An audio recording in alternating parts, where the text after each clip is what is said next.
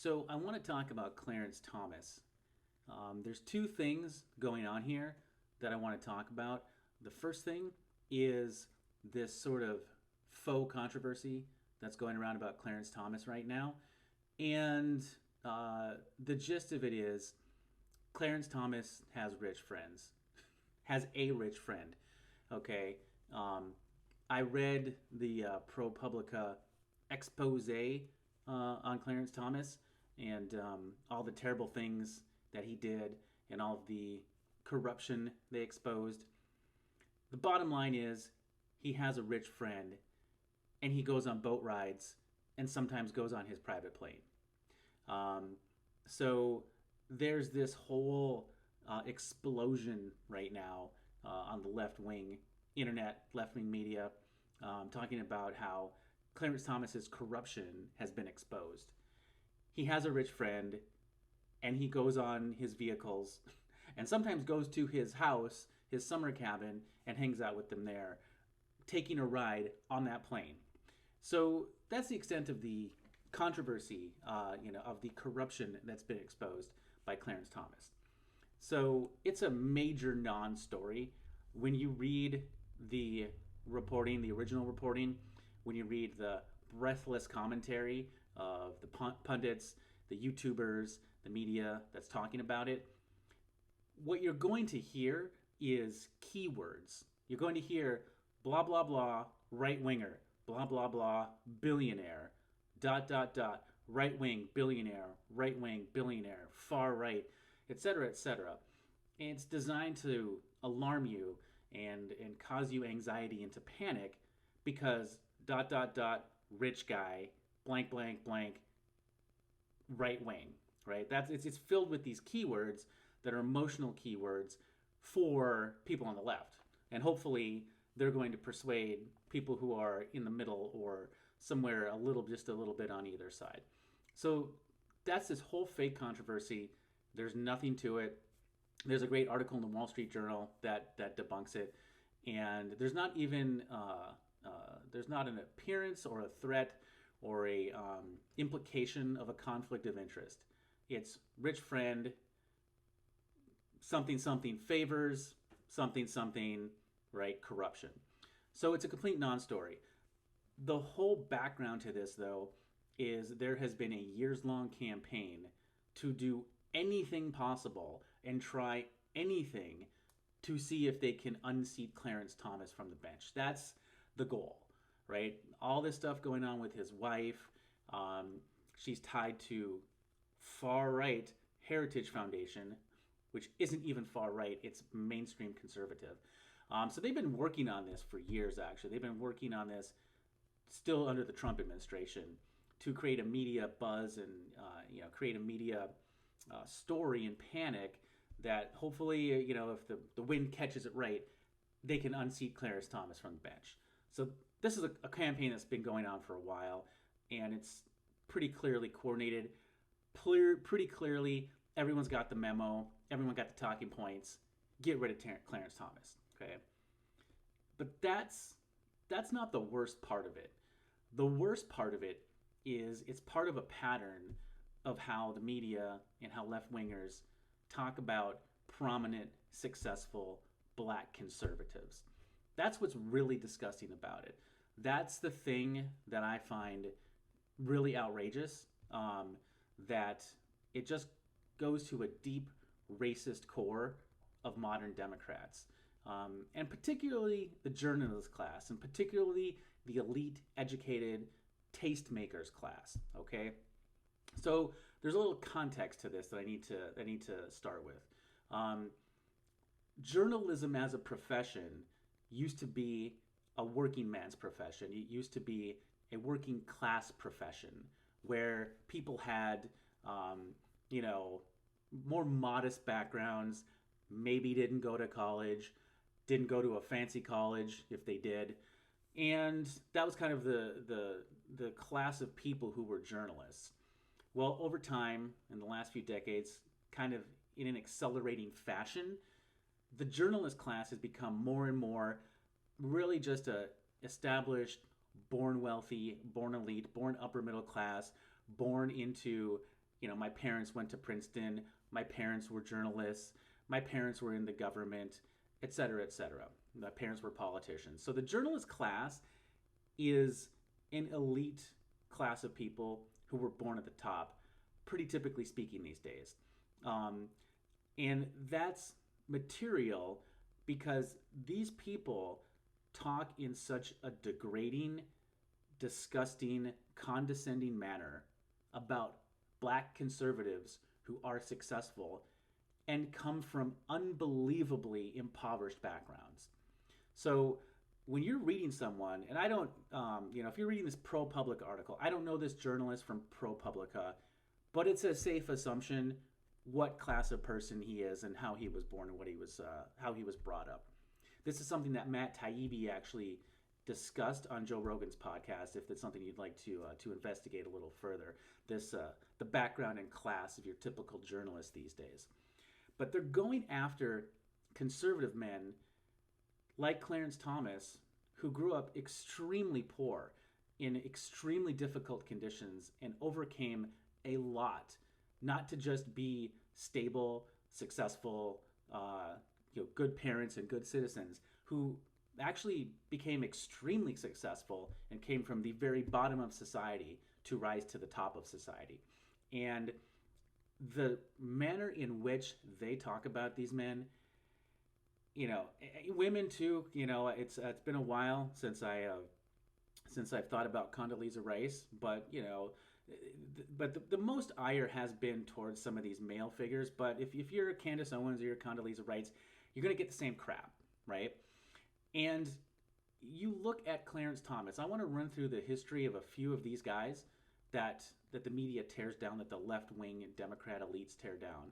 Talking about Clarence Thomas, Ben Carson, Herman Cain, right? Those are great examples, recent examples. If you have any political memory at all, if you've paid any attention to media and the politics in the last few years, the language that the media and that the left uses about these men, it's the most disgusting, talking down about their intelligence. They're disgusted with them as human beings. It's really dehumanizing, degrading language that they use towards these guys. I don't have an example off the top of my head because while this story is a pretty nasty example, it's a pretty depraved example. But when you remember when Ben Carson was running for president, when Herman Cain was running for president, and just the whole thing that's happened with Clarence Thomas ever since he was nominated for the Supreme Court, the language that the left uses is vile. It's absolutely vile, particularly considering what these men overcame to get where they are. So, for example, Clarence Thomas, born in Georgia. Let's talk a little bit about Clarence's background. So, his parents his ancestors were slaves. His father left the family when he was only 2 years old. His mother worked hard but was only paid pennies per day and struggled to earn enough money to feed the family, and sometimes had to rely on charity to provide for her children. After a house fire left them homeless, Clarence Thomas and his younger brother were taken to live in Savannah with his grandparents.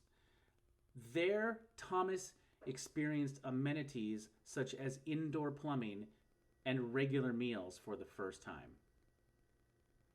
Okay, so think about this. You've got these journalists that are coming from very upper middle class backgrounds, upper middle class to rich backgrounds. An example of one of these journalists is Taylor Lorenz. Now, I haven't seen her write anything about Clarence Thomas, but as an example of the type of the journalist class that we're dealing with, she grew up in Greenwich, Connecticut, which happens to be where Martha Stewart lives, and went to Swiss boarding school. Now, if you go to boarding school, that's one thing, you're rich as fuck. If you went to Swiss boarding school, you're extra rich as fuck. These are the types of people who are disgusted by the Clarence Thomases and Ben Carsons of the world, right? So Clarence Thomas didn't have indoor plumbing and did not eat regularly when he was growing up, okay? But white liberal journalists who grew up in upper middle class homes are going to talk down to him in this disgusted manner, in this degraded manner about what an appalling human being he is. Just a couple of things to illuminate Clarence Thomas's background. He was growing up with his parents. When Thomas was 10, his grandfather started taking him to help the farm that this family was working on every day from sunrise to sunset. And you're talking about the 50s. You're talking about the 50s going into early 60s. This is the type of labor that most people can't imagine these, particularly the ProPublica writers in the journalist class of today's society. His grandfather had a saying, never let the sun catch you in bed. This is the kind of childhood that Clarence Thomas had. And you have journalists coming from a very different background condescending towards the Clarence Thomases of the world. When Clarence Thomas was in college, he said he still sounded unpolished despite having been drilled at grammar school, so he chose to major in English literature to conquer the English language. So he has this impoverished background, struggles very hard, gets a great education, studies extremely hard, and has to do extra work to be an articulate, erudite man. So you understand why it's so disgusting when our journalist class talks down about Clarence Thomas and talks about him like he's some corrupt elite in the elitist class corrupted by these billionaires. I just want to take a quick look at a couple other examples. So when Herman Cain was running to try to get the Republican nomination to run against Barack Obama, I also remember the journalist class, the Democrats, the liberals, they were talking in the same disgusted, demeaning his intelligence manner towards Herman Cain. What does he do? He runs a pizza company. He ran Godfather's Pizza. Like, ha ha, what an idiot, what a joke. Yeah, it was like a Fortune 500 company. I would like to see any of his critics run a giant company like that and all of the moving parts that it takes to maintain a company and keep a company operating like that. But that's not the only thing. Herman Cain grew up, let's see, his mother was a cleaning woman and domestic worker, and his father worked as a barber and janitor. So again, you've got a very intelligent black man who became very successful, became a CEO. He was on the board of directors for the Federal Reserve in Omaha. He was actually the chairman of the Omaha Federal Reserve for a couple of years. But he said he grew up poor but happy. He said that his mother taught him success is not a function of what you start out with, but what you start materially, but what you start out with spiritually. His father worked 3 jobs to own a home, which he achieved during his childhood and allowed his 2 sons to achieve college. When Cain graduated high school, he went to Morehouse College to get a Bachelor's of Science in Mathematics. Okay, so that's a pretty challenging undergraduate degree. And he received a Master's in Science, Computer Science from Purdue while working full-time as a ballistics analyst for the U.S. Department of the Navy as a civilian. A ballistics analyst, I'm assuming, is a pretty math-intensive, high IQ job. And again, if you have a political memory, if you've been paying attention to politics in the last decade or two, and you remember how they talked about Herman Cain, they talked about him like he was an idiot. They talked down about him and they condescended towards him. Who is this moron? It's a vile way that Democrats look at black conservatives. It's definitely more dehumanizing and degrading than the typical way they look at your average conservative or your average white conservative. There's an extra bit of contempt, demeaning attitude, and an extra bit of condescension and vulgar state of mind when they're talking about black conservatives. And finally, I want to talk just a little bit about Ben Carson. So Ben Carson, again, the way Ben Carson is talked about by the left is a laughingstock. He's a joke. He's a dumb guy that you make fun of for how stupid he is. Not even the most basic cursory understanding of the fact that he was a brain surgeon, but not just a brain surgeon, not just any old brain surgeon. He was just about the top brain surgeon in the country, doing things that other brain surgeons could not do, and having grown up in abject poverty in a completely terrible and violent environment. And he came from nothing to become one of the top brain surgeons in the country. In 1984, at age 33, he became the youngest chief of pediatric neurosurgery in the United States. That's pretty insane. That's pretty impossible to do if you come from a great background, if you have every privilege and opportunity in life. His honors for his neurosurgery work, performing surgeries that other brain surgeons could not accomplish. And if you recall, they talk about Ben Carson like he's a moron, like he's a joke, like he's some idiot to be talked down to and laughed about.